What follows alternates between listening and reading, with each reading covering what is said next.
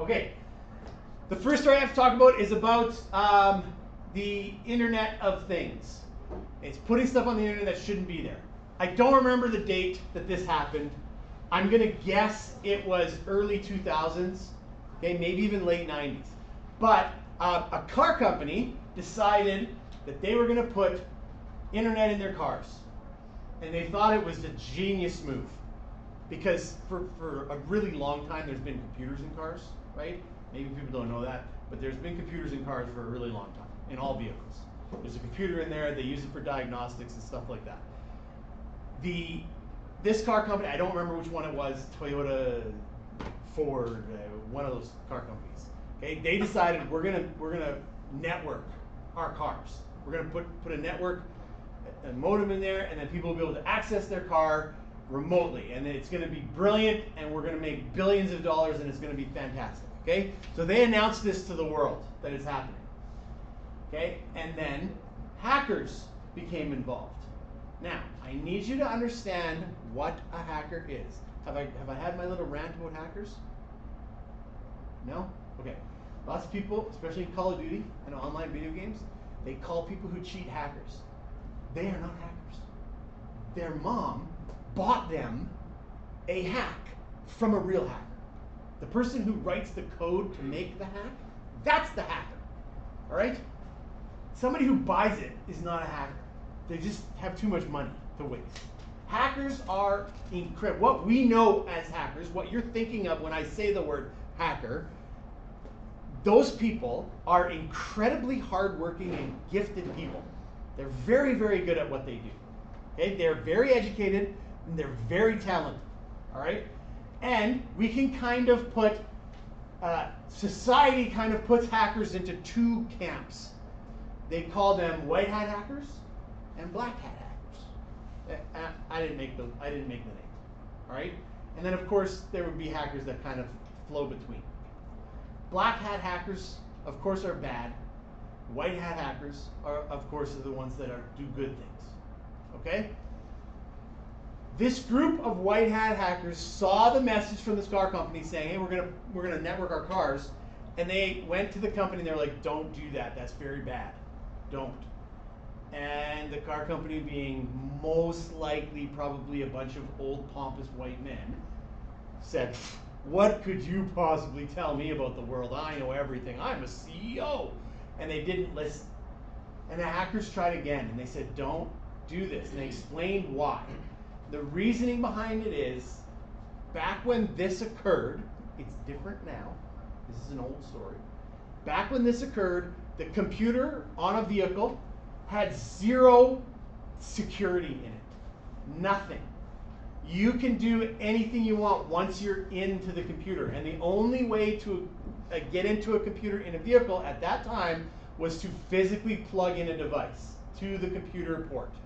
That's the only way you could get into a computer, okay, on a vehicle.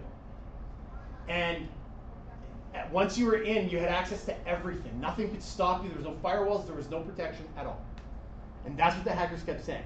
If you do this, people will get in and they will be able to control what happens in your car.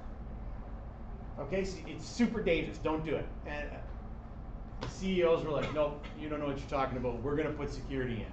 And they said, "It doesn't matter. People like us will get through it." And it went back and forth like that for a little while. And finally the hackers, I think it was the hackers who suggested, "Well, we'll prove it to you. Put a car with internet in it, put it on a closed course, get a professional driver, and we'll prove to you what we can do." So it was like a whole event. They got a closed course.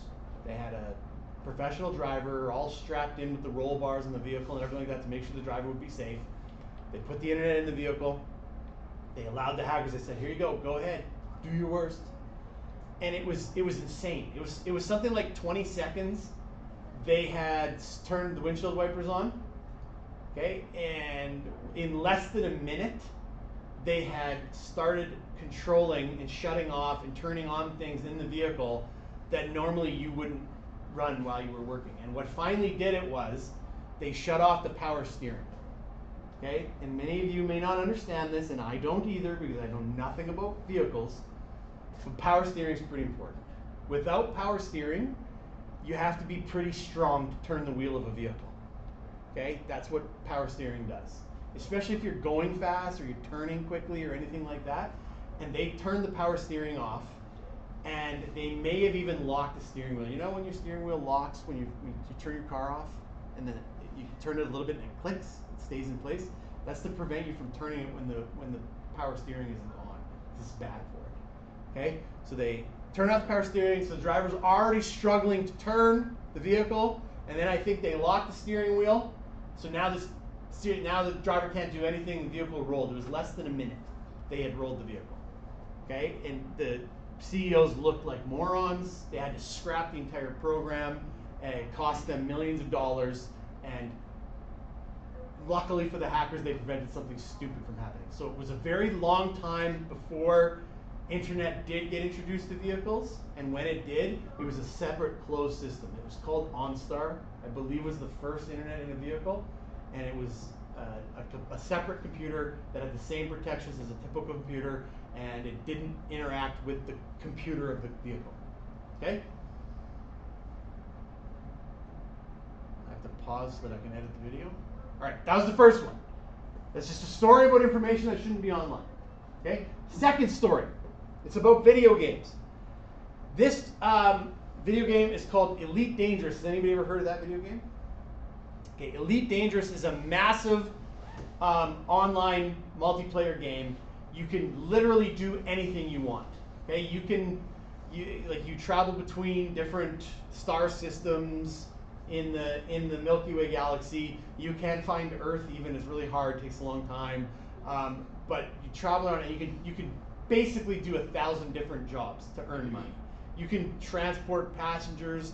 You can buy stock, or you can buy specific materials and sell that material somewhere else to make more money. You can mine asteroids. You can do whatever you want. You can be a bounty hunter that you go after bounties for people. You can be good. You can be evil. You can steal stuff. You can prevent people from stealing stuff. There's tons of jobs that you can do. All right. It's one of the biggest maps ever created in a video game. There's a currency in that game called credits, and because it's so open that you can do whatever you want, one person one day decided, I'm going to start a bank. Because banks are highly profitable. That's why there are so many of them. But what you do in a bank is you say, I'll store your money for you so you can access it wherever you want. And then so if they borrow $1,000 from you, they lend out that $1,000 to somebody else. They don't borrow it. If you give them $1,000 and you're storing it, they'll take 100 of that and they'll lend it to somebody else. And they give you 0.01% interest on the money you keep in the bank. But when they lend it out, they charge people 1% interest. So it's a massively lucrative way to make money. All right, that's what this guy started. He wanted to make tons of money, so he said, "I'll be a bank. I'll keep people's credits for them." And people started doing it, and he got really, really big, gigantic. He had billions, hundreds of billions of credits from actual players online. Players that had spent years playing the game and accumulating all these credits, and they stored them with this guy's bank. One day, everybody woke up, bank was gone. Player was completely gone, all the money was gone. Nobody had any money. And what he'd done is he transferred all the money to a different account and quit. Started playing on the new account. So the bank basically took everybody's money and it went to all one new player. Okay? People were furious. If you can find this story, you can see actual lawsuits were filed because it was decades of people's lives that they'd been playing this game and they'd lost all their money, every single penny. And in the end, it came down to the fact that the developers said, you trusted him. You trusted him with your money, he took it. That's part of the game. Part of the game is being evil if you want to be. And that's what he did. And he took all these people's money. Okay? So it was very negative for them. Not in real life. You don't play video games, you don't understand. It hurts when you lose all your stuff. Okay? Again, so that's the second one. Very short, quick, to the point, but it was about the information that you store online, or the people that you trust online, or the things that you do